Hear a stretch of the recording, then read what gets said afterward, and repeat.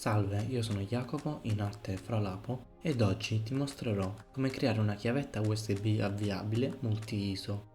Dal link in descrizione scarica questo tool e avvialo. Collega una chiavetta USB e clicca su Install.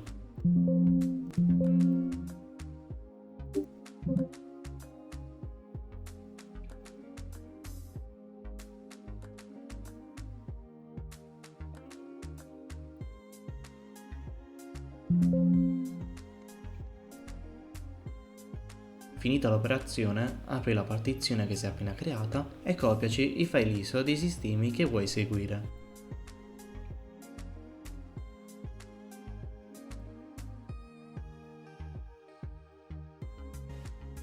Fatto ciò, ti basta eseguire il boot da USB e selezionare la ISO che vuoi avviare.